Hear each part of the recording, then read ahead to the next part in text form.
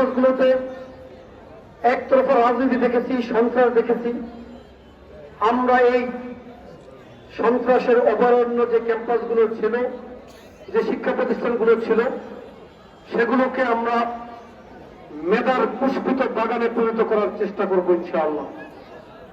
আজকের বক্তব্য দীর্ঘায়িত করব না, এখনই টুর্নামেন্টের সমাপনী ম্যাচ শুরু হবে, আপনারা উপভোগ করবেন।